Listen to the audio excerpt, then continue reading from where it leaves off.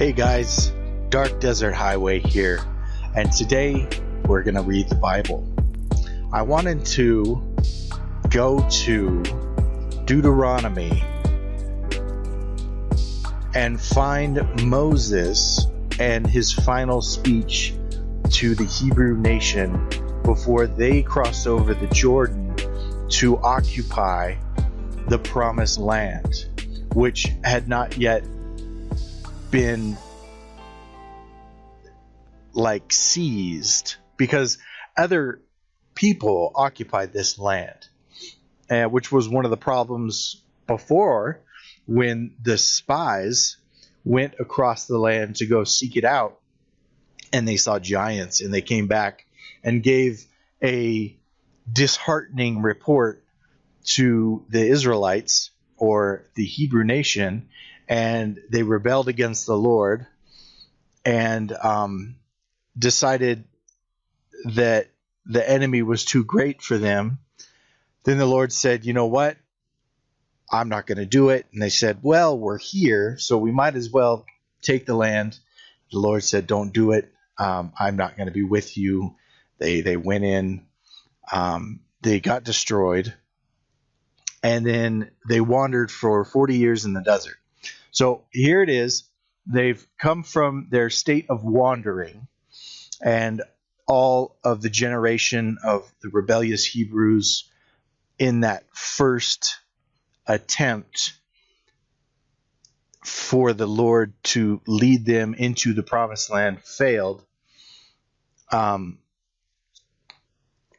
These are the ones that are standing at the Jordan River now are their children, and they're all grown up and they're ready to do this.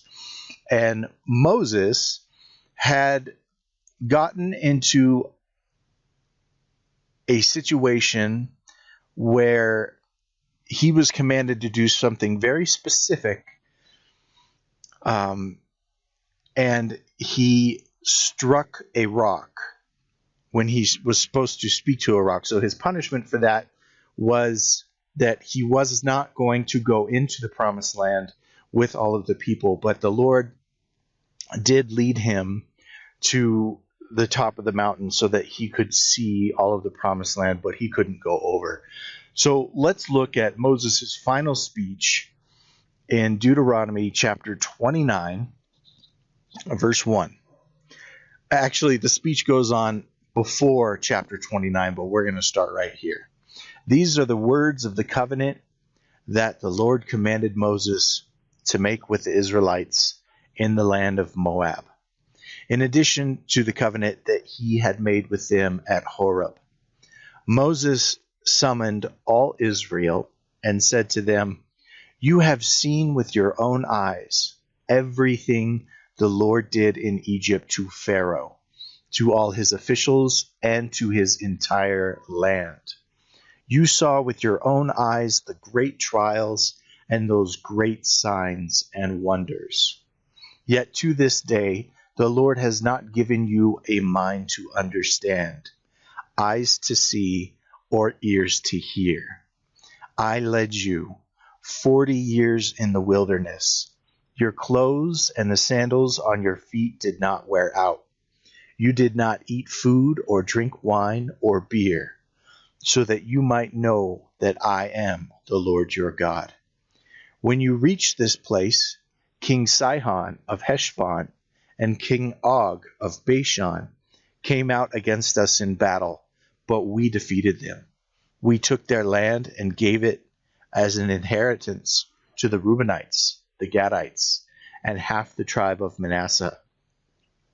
Therefore, observe the words of this covenant and follow them, so that you will succeed in everything that you do. All of you are standing today before the Lord your God, your leaders, tribes, elders, officials, all the men of Israel, your dependents, your wives, and the resident aliens in your camps who cut your wood and draw your water, so that you may enter into the covenant of the Lord your God, which he is making with you today, so that you may enter into his oath, and so that he may establish you today as his people, and he may be your God, as he promised you, and as he swore to your ancestors, Abraham, Isaac, and Jacob. I am making this covenant with you and this oath. I am making this covenant and this oath not only with you, but also with those who are standing here with us today in the presence of the Lord our God, and with those who are not here today. Indeed, you know how we lived in the land of Egypt and passed through the nations where you traveled. You saw their abhorrent images and idols made of wood, stone, silver, and gold, which were among them. Be sure there is no man, woman, clan, or tribe among you today whose heart turns away from the Lord our God to go and worship the gods of those nations. Be sure that there is no root among you bearing poisonous and bitter fruit, except someone, 19. When someone hears the words of this oath, he may consider himself exempt, thinking, I will have peace even though I follow my own stubborn heart. This will lead to the destruction of the well-watered land as well as the dry land. The Lord will not be willing to forgive him. Instead, his anger and jealousy will burn against that person, and every curse written in this scroll will descend on him. The Lord will blot out his name under heaven and single him out for the harm from all the tribes of Israel, according to all the curses of the covenant written in this book of the law. Future generations of your children who follow you and the foreigner who come out from a distant country will see the plagues of that land and the sicknesses the Lord has inflicted on it. All its soil will be a burning waste of sulfur and salt, unsown, producing nothing, with no plant growing on it, just like the fall of Sodom and Gomorrah, Admah and Zeboim, which the Lord demolished in his fierce anger. All the nations will ask, why has the Lord done this to this land? Why is this intense outburst of anger? Then people will answer, it is because they abandoned the covenant of the Lord, the God of their ancestors, which he had made with them when he brought them out of the land of Egypt. They began to serve other gods, bowing in worship to gods they had not known, gods that the Lord had not permitted them to worship. Therefore, the Lord's anger burned against this land, and he brought every curse written in this book on it. The Lord uprooted them from their land in his anger, rage, and intense wrath, and threw them into another land where they are today. The hidden things belong to the Lord our God, but the revealed things belong to us and our children forever, so that we may follow all the words of this law. So I'm going to take a break here for a second.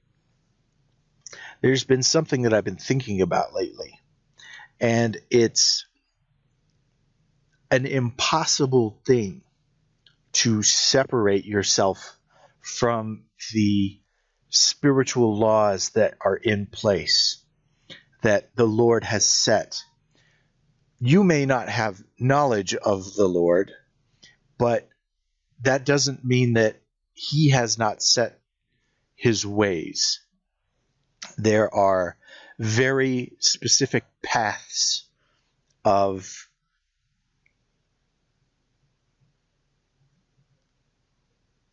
which to walk. Now, there's some that lead to consequence, and there's some that lead to blessing. But these things have already been established as a way to walk and as a way to avoid. And if you happen to be practicing things in your life that bring about a curse, You may not know of it because you haven't read the word of the Lord, and you do not understand that it is because of this behavioral pattern that you have brought a curse upon yourself and your household. So it's important that we understand the principles, the guidelines that God has set, not to cross, but to follow, so that we can align ourselves with God's will and his word and find success. These things have been laid out for us plainly in the word of the Lord, but we only know about them if we happen to hear about them from somebody else. And that means that somebody else needs to be talking about this. Or if we invest ourselves into reading the words in this book and we start to understand, maybe this is why. Maybe this is why it feels like I'm running against the wind. And I sow, but I don't reap. I put all my effort into things that are nothing. And it feels like I'm not making any progress in life. As a matter of fact, I see the destroyer in my life, taking the things that I've worked for, separating me from family and friends. So it's very important that even, and you'll notice that even the sojourner, the person who wasn't a Hebrew himself, but ended up walking alongside the Hebrews as one who would cut wood for their fire or draw water, or the sojourner, the guy that the passerby. And the passerby says, you know what? I like what you guys got going on. I'm going to join with you. And they allow him in. And he was also just as responsible as the Hebrews were to obey the commands of the Lord. So let's continue in 30. When all these things happen to you, the blessings and curses I have set before you, and you come to your senses while you are in all the nations where the Lord your God has driven you, and you and your children return to the Lord your God and obey him with all your heart and with all your soul by doing everything I am commanding you today. Then he will restore your fortunes and have compassion on you and gather you again from all the peoples where the Lord your God has scattered you. So here's another spiritual principle. When all these things happen to you, the blessings and curses, and you come to your senses, and you and your children return to the Lord your God and obey him with all your heart and all your soul by doing everything I am commanding you today. So it's very important. This isn't just an idle belief. It's very interactive. We need to change our ways. When the curse happens to us, we need to know that it is because I have turned away from the Lord that my life has now been affected, because it will happen. Or when the blessing is upon you because you faithfully and diligently obey him with all your heart and your soul, then either way the coin is, right? If you're experiencing the blessings, awesome. That's great. That's a good place to be. But if you're experiencing the curses, then you need to identify in your life where you have stopped following the Lord. Okay. Then he will restore your fortunes and have compassion on you, and gather you again from all the peoples where the Lord your God has scattered you. Even if your exiles are at the farthest horizon, he will gather you and bring you back from there. The Lord your God will bring you into the land your ancestors possessed, and you will take possession of it. He will cause you to prosper and multiply you more than he did your ancestors. The Lord your God will circumcise your hearts and the hearts of your descendants, and you will love him with all your heart and all your soul, so that you will live. The Lord your God will put all these curses on your enemies who hate and persecute you. Then you will again obey him and follow all his commands I am commanding you today. The Lord your God will make you prosper abundantly in all the work of your hands, your offspring, the offspring of your livestock, and the produce of your land. Indeed, the Lord will again delight in your prosperity, as he delighted in that of your ancestors. When you obey the Lord your God by keeping his commands and statutes that are written in this book of the law, and return to him with all your heart and all your soul. It couldn't have been said better.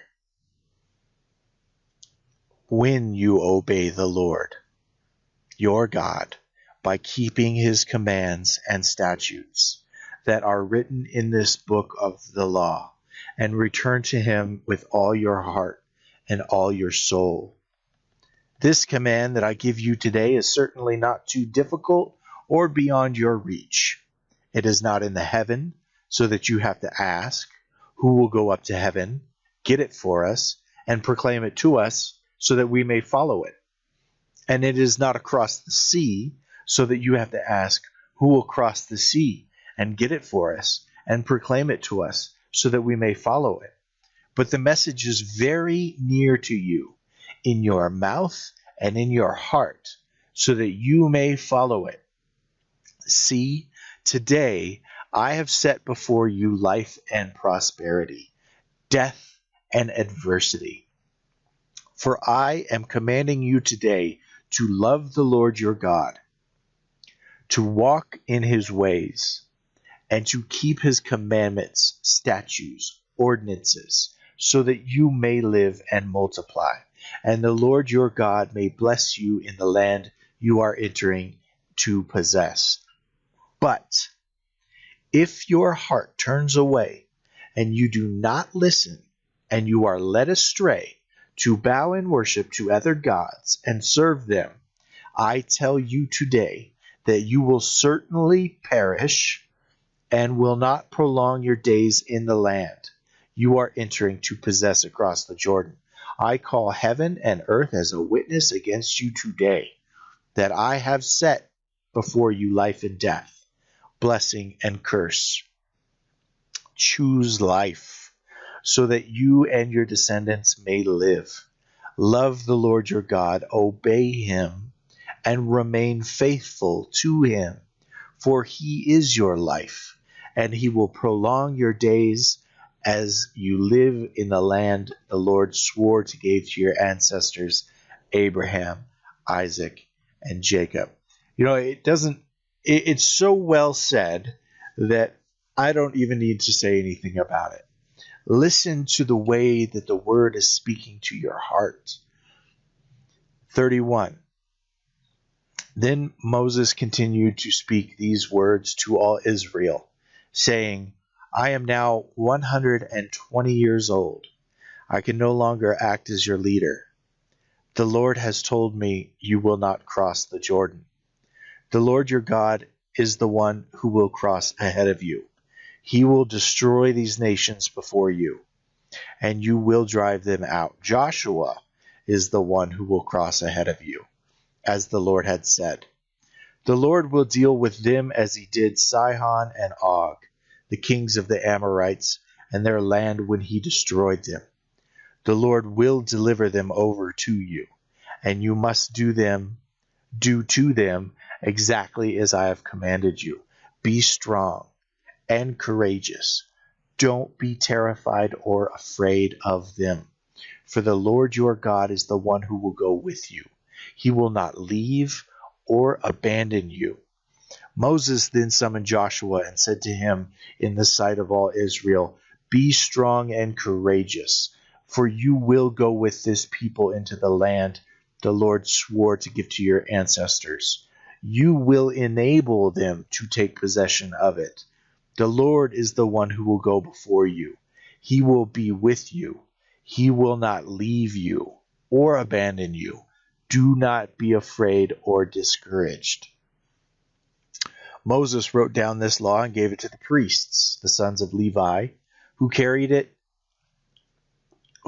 the ark of the Lord's covenant, and to all the elders of Israel.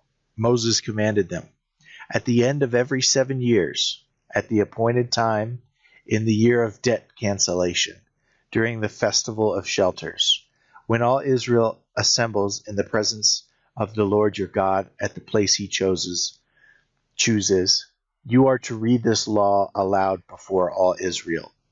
Gather the people, men, women, dependents, and the resident aliens within your city gates, so that they may listen and learn to fear the Lord your God, and be careful to follow all the words of this law.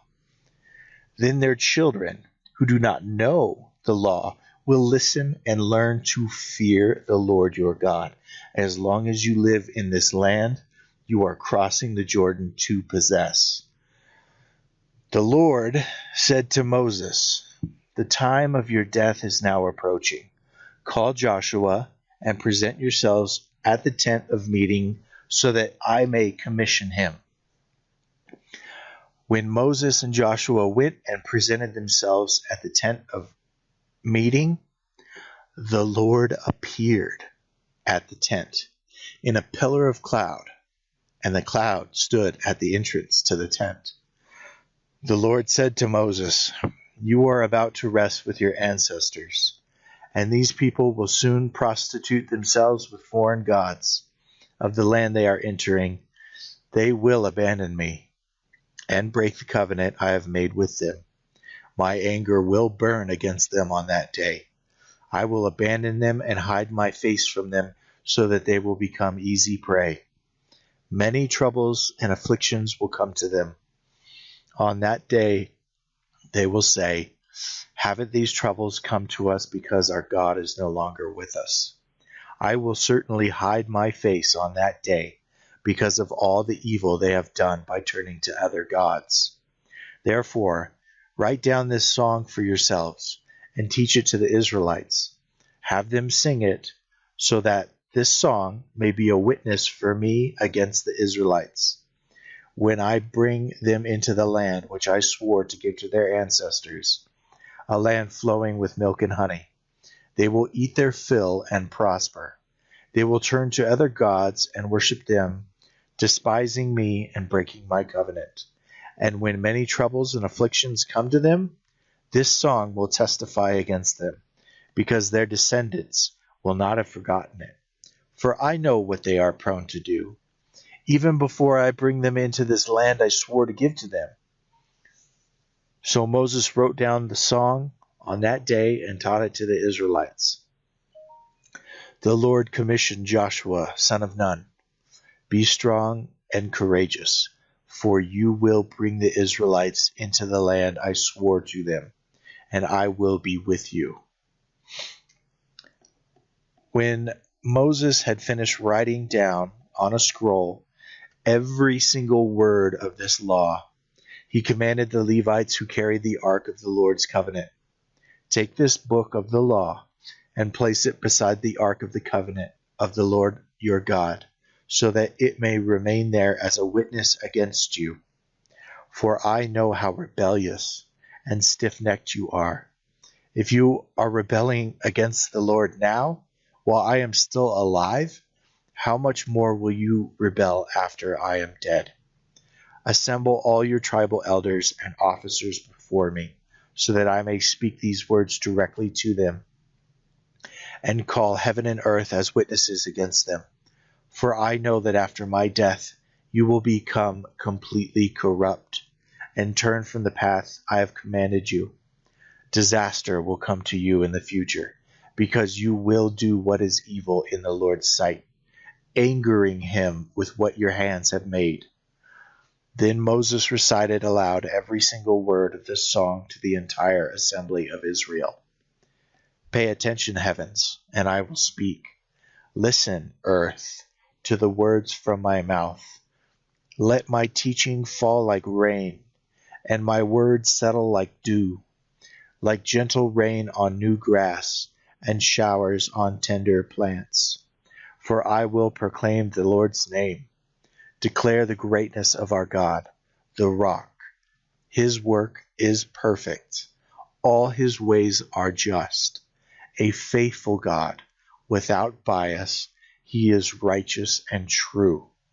His people have acted corruptly toward him. This is their defect. They are not his children, but a devious and crooked generation. Is this how you repay the Lord, you foolish and senseless people? Isn't he your father and creator? Didn't he make you and sustain you? Remember the days of old. Consider the years of past generations. Ask your father, and he will tell you, your elders, and they will teach you. When the Most High gave the nations their inheritance and divided the human race, he set the boundaries of the peoples, according to the number of the people of Israel. But the Lord's portion is his people, Jacob, his own inheritance. He found them in a desolate land, in a barren, hollowing wilderness. He surrounded him, cared for him, and protected him as the pupil of his eye. He watches over his nest like an eagle and hovers over his young. He spreads his wing, catches him, and carries him on his feathers. The Lord alone led him, with no help from a foreign god. He made him ride on the heights of the land and eat the produce of the field. He nourished him with honey from the rock and oil from flinty rock, curds from the herds and milk from the flock, with the fat of lambs, rams from Bashan, and goats, with the choicest grains of wheat. You drank wine from the finest grapes. Then Jeshurun became fat and rebelled. You became fat, bloated, and gorged.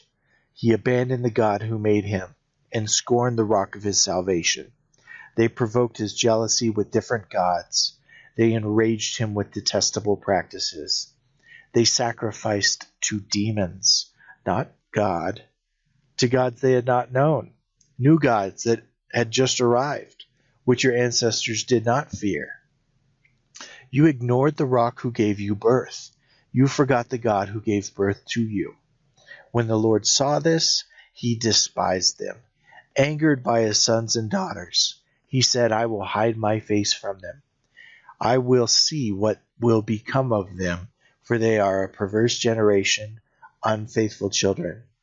They have provoked my jealousy with what is not a God. They have enraged me with their worthless idols. So I will provoke their jealousy with what is not a people. I will enrage them with a foolish nation. For fire has been kindled because of my anger and burns to the depths of Sheol. It devours the land and its produce and scorches the foundations of mountains. I will pile disasters on them. I will use up my arrows against them. They will be weak from hunger, ravaged by pestilence and bitter plague. I will unleash on them wild beasts with fangs, as well as venomous snakes that slither in the dust. Outside the sword will take their children, and inside there will be terror. The young man and the young woman will be killed, the infant and the gray-haired man. I would have said, I will cut them to pieces and blot out the memory of them from mankind, if I had not feared provocation from the enemy, or feared that the foes might misunderstand and say, our own hand has prevailed against us. It wasn't the Lord who did all this. Just checking.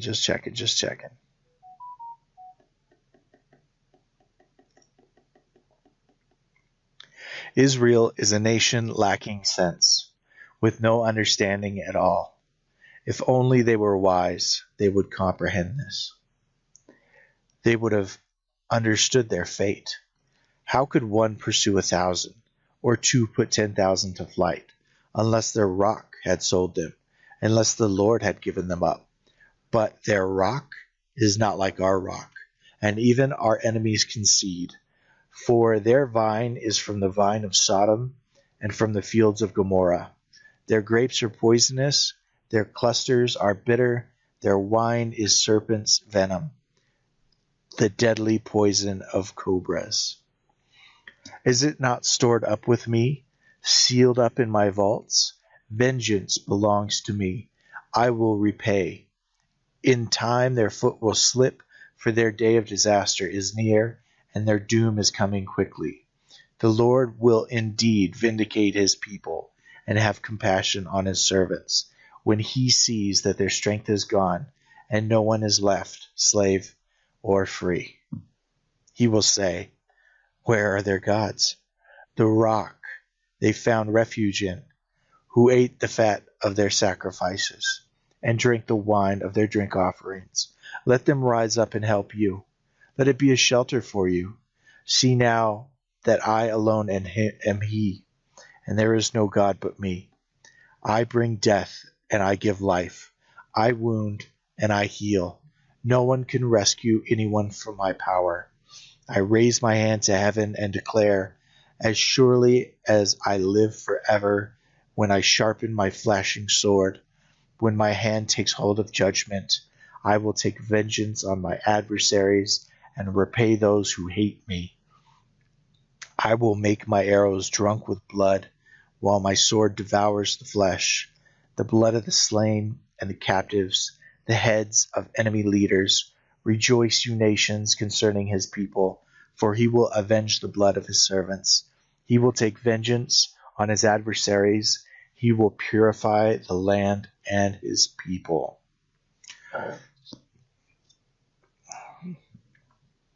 Moses came with Joshua, son of Nun, and recited all the words of this song in the presence of the people.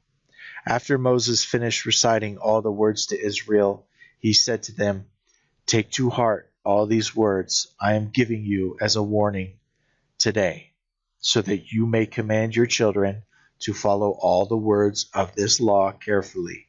For they are not meaningless words to you, but they are your life, and by them you will live long in the land you are crossing the Jordan to possess.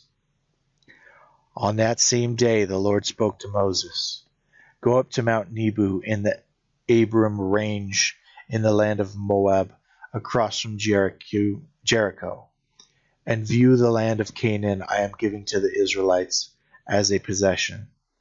Then you will die on the mountain that you go up, and you will be gathered with your people, just as your brother Aaron died on Mount Hor and was gathered to his people.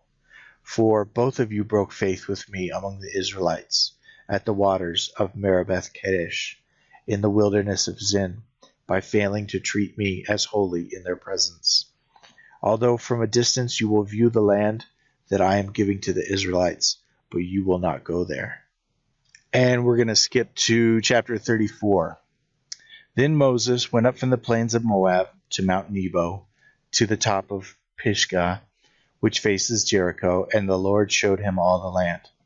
Gilead as far as Dan, all of Naphtali, the land of Ephraim and Manasseh, all the land of Judah as far as the Mediterranean Sea, the Negev, and the plain in the valley of Jericho, the city of palms as far as Zoar. The Lord then said to him, this is the land I promised Abraham, Isaac, and Jacob. I will give it to your descendants. I have let you see it with your own eyes, but you will not cross into it. So Moses, the servant of the Lord, died there in the land of Moab, according to the Lord's words. He buried him. The Lord buried Moses personally. He buried him in the valley in the land of Moab, facing Beth Peor, and no one to this day knows where his grave is. Moses was 120 years old when he died. His eyes were not weak, and his vitality had not left him. The Israelites wept for Moses in the plains of Moab 30 days. Then the days of weeping and mourning for Moses came to an end. Joshua, son of Nun, was filled with the spirit of wisdom, because Moses had laid his hands on him. So the Israelites obeyed him and did as the Lord had commanded Moses. No prophet has arisen again in Israel like Moses, whom the Lord knew face to face. He was unparalleled for all the signs and wonders the Lord sent him to do against the land of Egypt, to Pharaoh, to all his officials, and to all his land, and for all the mighty acts of his power and terrifying deeds that Moses performed in the sight of all Israel. So, that was the final speech of Moses. That was a lot of reading today, and I hope that we all got through it. And if you made it this far, go ahead and hit the like, share button, subscribe, have a comment down below, and let's start talking about the Bible.